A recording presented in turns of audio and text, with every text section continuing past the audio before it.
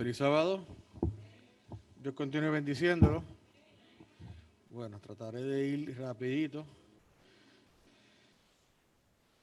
El versículo que leímos estaba en Lucas capítulo 17, versículo 26. Dice así: como fue en los días de Noé, así también será en los días del Hijo del Hombre. En los días del Hijo del Hombre. ¿Qué ocurre hoy, que está ocurriendo o que ocurrió en los días de Noé?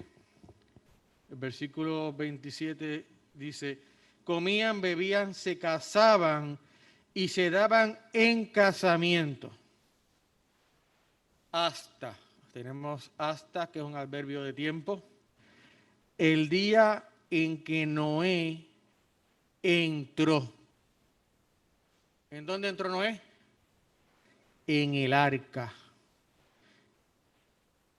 Y vino el diluvio y se los llevó a todos. Pero es específico que dice aquí el día en que Noé entró en el arca. ¿Qué ocurre el día que Noé entró en el arca? ¿Qué le pasó a los antediluvianos el día que Noé entró en el arca? ¿Cómo era la vida en el día que Noé entró en el arca de los antediluvianos y de Noé? El día que Noé entra en el arca, concluye su predicación. ¿Por cuánto? ¿Por 30 días? Por 120 años. Su experiencia por 120 años de predicar la palabra del Señor, pero también ¿cómo? Construyendo un gran arca en tierra seca. Ellos seguían comiendo, bebiendo, y las palabras de Noé, a la mayoría, no se quisieron arrepentir. Dice que solamente Noé y su familia entró en el arca. Pero hay que entender que se salvó Noé en el arca, pero antes se habían arrepentido personas. No todo fue perdido. La predicación de Noé, pensamos que solamente Noé se salva. El día que murió Matusalén, significa el día que caerá, significaba el nombre Matusalén, caerá el diluvio. Habían personas que habían aceptado a Cristo, pero ya habían muerto. Así que, como en los días de Noé, estaremos predicando el Evangelio, se estará predicando el Evangelio a toda nación, tribu, lengua y pueblo, pero muchos seguirán, y lo estamos viendo, en su faena diaria, en su comer y beber, en su vida, en su rutina, pero completamente alejados de Dios. No quieren saber de Dios. De manera que también aquí el versículo sigue adelante, en el versículo 28 dice: asimismo, como sucedió en los días de Lot, cuando comían, bebían y compraban, vendían, plantaban, edificaban. Pero el día que Lot salió de Sodoma, llovió del cielo fuego y azufre y los destruyó a todos. Así también será en los días de Dios, de Jesús venir.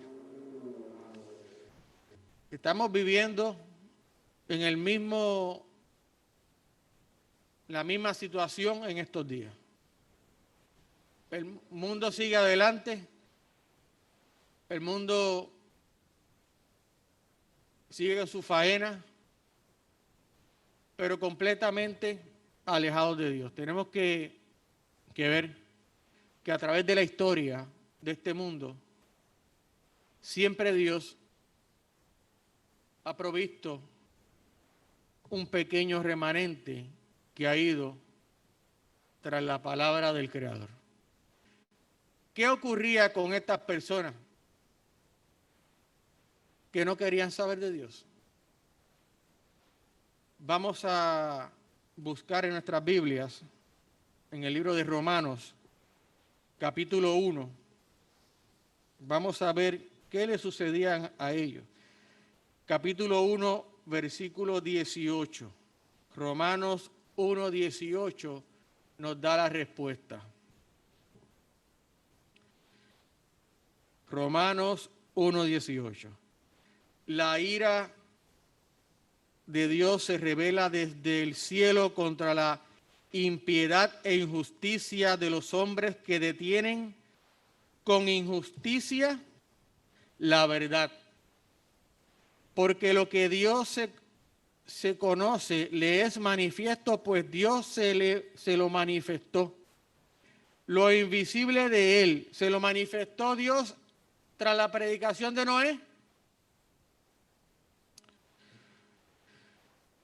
Lo invisible de Él, su eterno poder, su deidad, se hace claramente visible desde la creación. ¿Desde cuándo? La creación. Dios se lo manifestó, se lo reveló. Y se puede discernir por medio de las cosas hechas, la creación. Por lo tanto, no tienen excusa, ya que habiendo conocido a Dios, no lo glorificaron como Dios, como a Dios, ni le dieron gracias, al contrario, se envanecieron en sus razonamientos y su necio corazón fue entenebrecido. Pretendiendo ser sabios, se hicieron necios y cambiaron la gloria de Dios incorruptible por imágenes de hombres corruptibles, de aves, de cuadrúpedos y de reptiles. Estaban adorando a otros dioses, por lo cual también los entregó Dios a la inmundicia en los apetitos de sus corazones. La palabra corazón significa lev, significa asiento de los pensamientos, asiento de las emociones, todo lo que tiene que ver con el hombre interior. Eso significa aquí corazón, por eso dice en Génesis, y todo designio del corazón del hombre era de continuo solamente al mal. Su pensamiento estaba completamente corrompido. De modo que deshonraron entre sí sus propios cuerpos, ya que cambiaron la verdad de Dios por la mentira, honrando y dando culto a las criaturas antes que al Creador, el cual es bendito por los siglos. Amén. Aleluya. Por eso Dios los entregó a pasiones vergonzosas, pues aún sus mujeres cambiaron las relaciones naturales por las que van en contra de la naturaleza de sí mismo.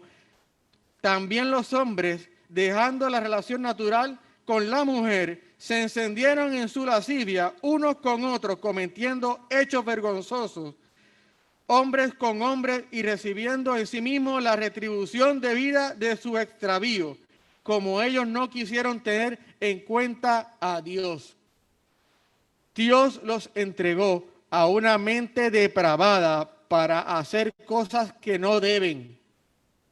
Estaban atestados de toda injusticia, fornicación, perversidad, avaricia, maldad, llenos de envidia, homicidios cometidos, engaños y perversidad. Son murmuradores, calumniadores, enemigos de Dios, injuriosos, soberbios, vanidosos, inventores de males, desobedientes a los padres, necios, desleales, sin afecto natural, implacables sin misericordia. Esos, aunque conocen el juicio de Dios, que los que practican tales cosas son dignos de muerte, no solo las hacen, sino que también se complacen con las que la practican. En eso estaban los antediluvianos y en eso estaba Sodoma y Gomorra. Tras que conocían que había un juicio, tras que conocían que sus pecados iban a ser pesados en balanza, seguían practicando la mentira en sus propios corazones, en su mente, en su voluntad y en su conciencia, y no se arrepintieron en ningún momento. Quiero decir algunas cosas. Algunos detalles del diluvio y algunos detalles de Sodoma y Gomorra. En el diluvio, cuando estamos hablando de gente cerca de la creación, posiblemente alguna estatura de 12 a 13 pies de alto, Noé, grandes intelectuales, pensamientos de 950 años como Noé, 930 Adán, computadoras vivientes, ¿verdad? No eran como nosotros. Pensamos que es como un tipo de evolución, que el hombre va creciendo ahora y antes era de la edad de piedra, y es todo lo contrario. Eso nos ha hecho creer el diablo. Ellos eran superiores a nosotros en todos los aspectos. Hemos ido descendiendo en decadencia. Ellos no se arrepintieron en ningún momento, sino que cuando no entra el arca, dice el versículo, y cierra la puerta, para ellos culminó su tiempo de gracia. De modo de que cuando empieza a llover, ellos no conocían que era un diluvio, no entendían esa palabra. Como tampoco nosotros conocemos que va a ser un diluvio de fuego. Entonces, buscaron el arca, trataron de entrar, pero no podían. No lo hacían por arrepentimiento, sino por miedo. De modo de que si hubieran entrado al arca, estas personas hubieran seguido corrompidas. Dios, a través de la historia, ha tratado de sacar siempre un pequeño remanente. Y estuve viendo un documental ayer, estuve analizando, viendo algo sobre dónde fue depositada el arca de Noé. Dice en Armenia, en un punto estratégico, ¿verdad? Habla de los montes Ararat. Reposó el arca en los montes de Ararat. Es interesante que este monte de Ararat está en pleno descongelamiento, pero la nieve es diferente en el monte, no es toda igual. A la falda del monte es nieve suelta, pero estamos hablando de un volcán, y cuando estamos llegando a la cúspide, obviamente se tuvo que haber reposado cerca de la cúspide. Lo que tenemos en ese monte es hielo, que para subir al monte necesitamos unos zapatos, ¿verdad? De alpinista, para poder escalarlo. Tiene 5.000 y pico de metros, 5.190 y algo de metros, bastante alto. Y la curiosidad, como el arca del pacto, que está escondida hasta que Dios la revele, me hace pensar que, lo he dicho ya antes, las medidas del arca no eran las medidas como pensamos, 300 codos, y pensamos en nosotros que 300 codos de hombre normal. Recuerde que antes los antediluvianos eran mucho más grandes, los animales eran mucho más grandes. Historia de la Redención dice que hay animales que no están hoy con nosotros porque no pudiéramos haber dominado esos animales y la raza humana hubiera sido extinta, ¿verdad? Así que yo entiendo que Dios va a revelar a los que no creen que fue un diluvio, fue en ciertas partes del mundo, fue un diluvio universal, y Dios va a revelar en algún momento en ese hielo, ese enorme transatlántico. Yo me imagino cómo el mundo vería ese enorme transatlántico en el pico de una montaña de 5,000 y pico de metros. Sin lugar a dudas sería algo irrefutable para conocer la gloria de Dios. Al igual que habla de los días de Lot, dice que tenemos que tener mucho cuidado de no ser como la mujer de Lot. Y cuando pensamos en la mujer de Lot, pensamos en una estatua de sal. El ángel le dijo, no mires, ¿hacia dónde? Hacia atrás. No mires el pasado. De modo que cuando el ángel, los ángeles, sacan de la mano a Lot y su familia, tienen que ir apresuradamente, los sacan de la mano porque la destrucción era inminente para esos pecadores, como ya hablé antes. Había algo en la mujer de Lot que no quería dejar atrás. No quería dejar atrás su vieja vida, no quería dejar atrás su economía porque le iba bien en Sodoma. Pero Dios, en su providencia, vino a rescatarlo. Siempre Dios, un Dios responsable, haciendo el primer paso como Adán, lo buscó también y hace la pregunta, Adán, ¿dónde tú estás? Ese es nuestro Dios. Da el primer paso, de antemano también en la creación Dios había provisto de ese plan de redención para todos nosotros. Así que la mujer de Lot, al igual que los antediluvianos, no se quiso despegar de su vieja vida, de sus pasiones, de su corazón, de lo que estaba allí aconteciendo.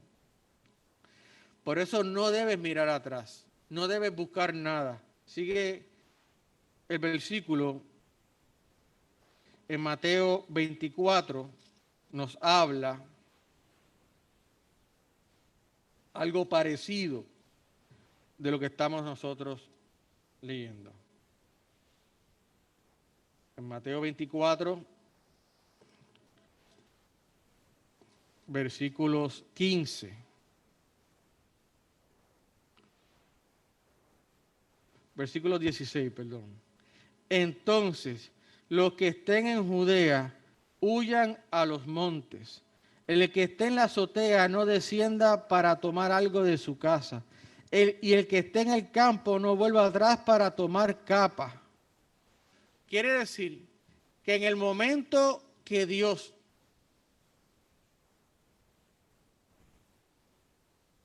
nos dé la salida, nos dé la señal para huir por nuestra vida, no debemos hacer como la mujer de Lot, mirar hacia atrás.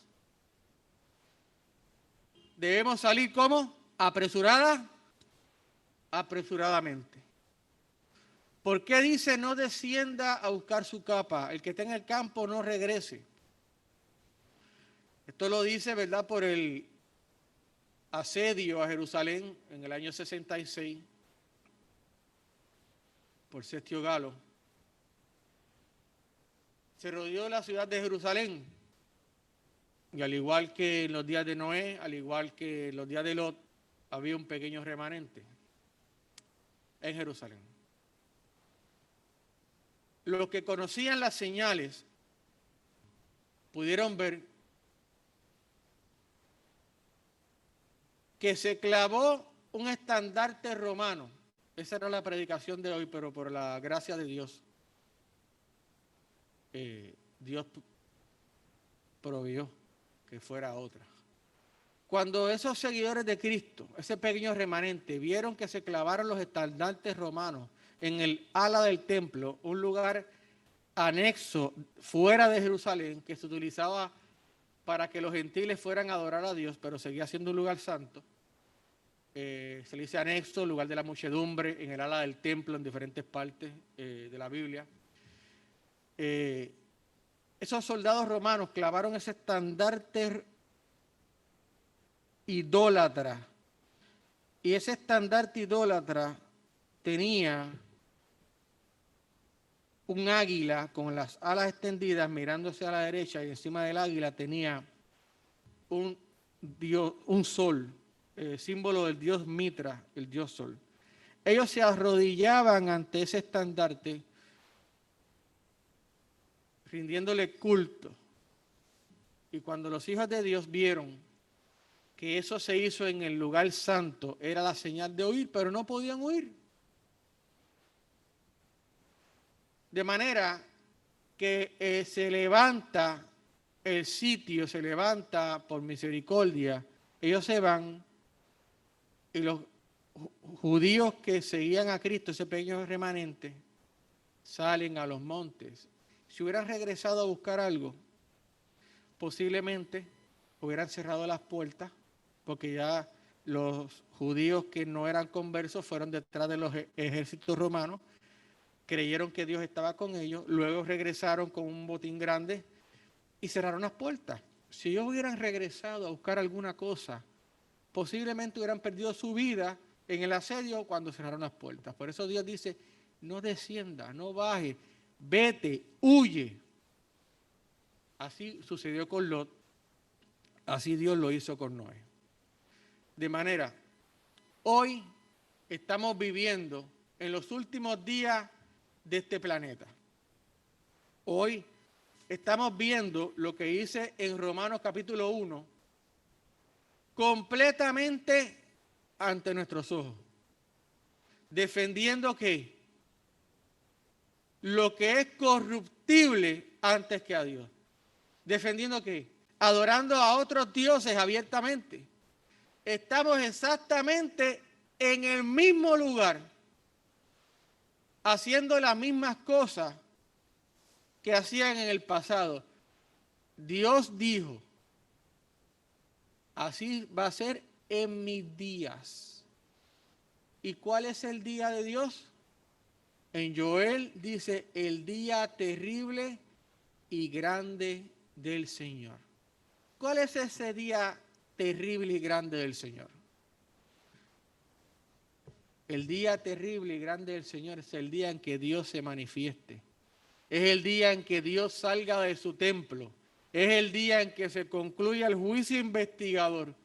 Y al igual que esos antediluvianos que se perdieron, cuando el juicio concluya, dice la palabra de Dios, el que es justo, siga siendo justo. El que es santo, siga santificándose. Y el que siga practicando mentira, siga practicando mentira. Porque ya Dios ha sellado a su pueblo. Y hoy quiero decirle a cada uno de nosotros que Dios está en pleno juicio investigador sellando a su pueblo. La asignación de Jesús está intercediendo por cada uno de ustedes. Lo que está haciendo Cristo en el santuario es sellando a su pueblo. Y las evidencias que hay en Mateo 24 se están cumpliendo todas al mismo tiempo, en orden y al pie de la letra. No hay duda para que usted no pueda entender que la venida del Hijo del Hombre es inminente. No es que quizás, hermano, es inminente. Los acontecimientos hablan, el planeta habla. Los ángeles quisieran hacer el trabajo de nosotros, pero Dios nos ha dado tan bonita misión de predicar el Evangelio a toda nación, tribu, lengua y pueblo. Cuando los Estados Unidos firmen un decreto de honrar y guardar ese día, dice la palabra de Dios dice en el conflicto de los siglos, que nosotros debemos buscar lugares apartados en el campo, no muy lejos, porque tenemos que volver a seguir predicando la palabra de Dios a las ciudades. Es un tiempo difícil. Y cuando me pongo a analizar el asunto, cuando me pongo a mirar, le doy gracias a Dios, hermano, sinceramente, porque yo pasé por eso. Le doy gracias a Dios por los jóvenes que han quedado en la iglesia sirviéndole al Señor. Hermano y jóvenes, quizás usted piense que a veces se desmotiva, se cansa, a veces posiblemente se aburre. Y dice, ¿qué yo hago aquí? Esto es monótono. Sí, hermano, yo lo digo porque yo lo pasé. Y nadie me lo contó. Pero dele gloria a Dios que usted sigue trabajando para el Señor. Amós 8:11 dice, irán errantes de mar en mar. La mar significa pueblo, muchedumbres y lengua en profecía. Irán errantes de mar en mar, buscando palabra del Señor y no la hallarán. ¿Por qué? Porque la palabra de Dios, que es este libro sagrado, tiene un significado importante cuando el Espíritu Santo está alrededor de nosotros. En la obra expiatoria de Cristo, en el santuario celestial, mientras Él está en la obra expiatoria, el Espíritu Santo está con nosotros, trabajando con nosotros, contendiendo con nosotros. De manera que no hay excusa alguna para que usted se pierda. Inclusive, cuando Dios el Padre le dice a Jesús que ya es consumado, que ya está bien, Jesús dice, levanta las manos, el Espíritu Profecía dice que levanta las manos y le dice, le muestra mi sangre. Le muestra la característica física en que Jesús lleva para los siglos de los siglos, que es su corona de espinas que lo laceró completamente. Eso lo vamos a ver. Vemos sus manos marcadas, su cuerpo marcado, y le dice al Padre, mi sangre. De manera que si usted no se ha perdido, si usted no se ha convertido, hágalo ya. Porque Cristo está intercediendo, aguardando. Por eso en las vírgenes, en la parábola de las vírgenes, dice, el esposo se tardaba, era con propósito. Y 5 se durmieron. Se durmieron las 10. Pero Cristo está intercediendo, como intercedió por los antediluvianos, 120 años.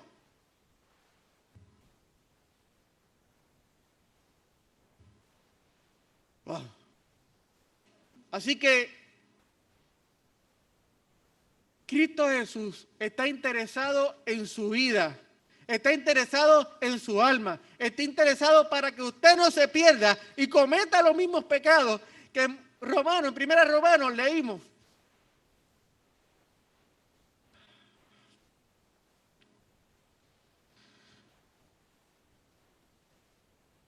Cuando usted estudia de Jesús,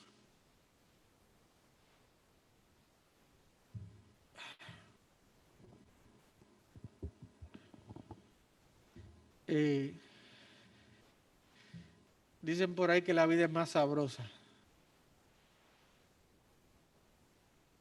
Hay una parte, no recuerdo, pero lo voy a buscar porque no me gusta dar detalles sin corroborarlo. Cuando Jesús venga a buscar a su pueblo,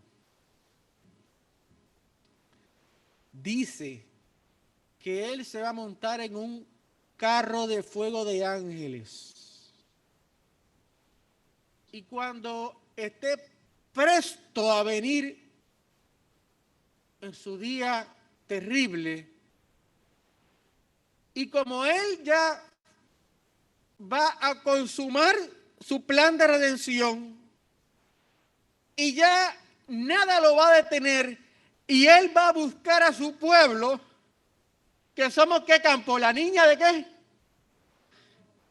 Y dice que cuando Él empieza a cantar, porque viene a buscarnos a nosotros, hermano, dice que se le hace un taco en la garganta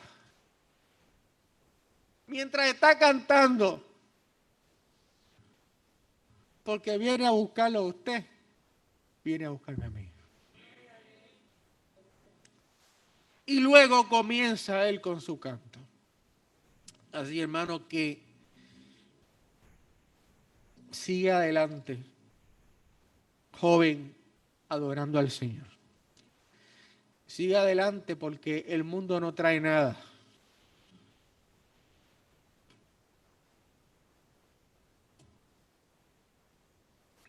Oremos, ¿verdad?, por las personas que tenemos en las iglesias. En todas las iglesias, no importa la denominación. Oremos por los jóvenes mundialmente. Porque muchos de los que están en la iglesia han salido de nuestras filas. Pero tengo la certeza de que esa semilla que se sembró dará la buena obra en algún momento. Dios, ya culminando, no ha venido porque no quiere que ninguno se pierda. Por eso dice como los días de Noé, como los días de Lot.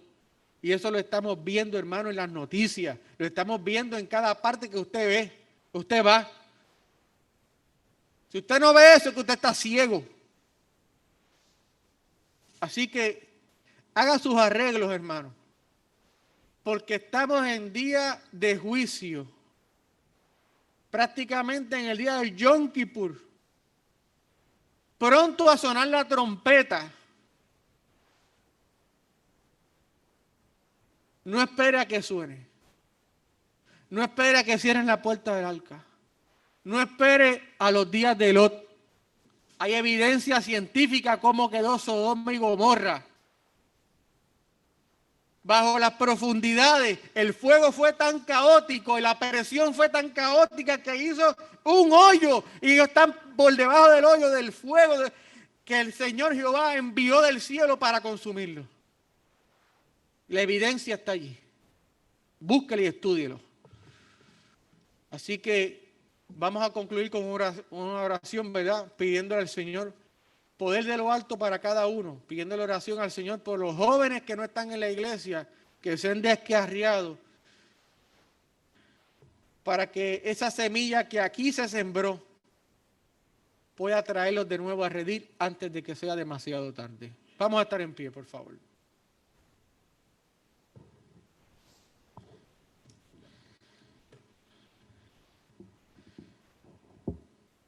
Querido Dios, eterno Padre, te damos gracias, Señor, porque aunque sea un corto tiempo en el sábado, podemos estar aquí reunidos, Señor.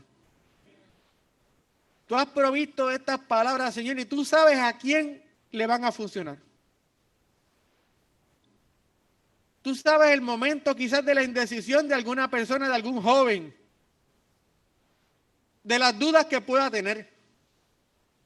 Aclárasela hoy, Señor. Confírmalo hoy, de que el mejor bando es a su lado. Permite que no pasemos las mismas experiencias como las de Noé, esos antediluvianos que decidieron dar su intelecto a la basura, como los de Sodoma y Gomorra, que su cuerpo lo echaron a la basura, Señor, ya que nosotros somos la corona de la creación. Así que te pedimos en este momento que a todos esos jóvenes que no están asistiendo, que están fuera, que están haciendo otras cosas que no tienen que ver con la iglesia, con Cristo Jesús, tú la puedas tocar hoy, Señor. Tu poder es eterno y tiene la fuerza de que hoy salga esta oración y su mente piense en ti. Así que ayúdanos a arreglar las cosas que tenemos escondidas para que nosotros podamos ser aceptados en ese juicio y nuestro nombre esté aquí en aquel libro, Señor. Bendice hoy grandemente a Benítez, a Salimar y a otras personas que no recuerdo, pero tú no te olvidas, Señor. Bendice la iglesia de Metrópoli y a esos jóvenes que quedan al pie del cañón, ayúdalos a seguir. Bendice todo el hogar de cada uno, Señor, y bendice el mío. Todo esto, Señor, te lo pedimos en el nombre de Jesús, en el poder de Jesús. Amén. Amén. Dios le bendiga, hermano.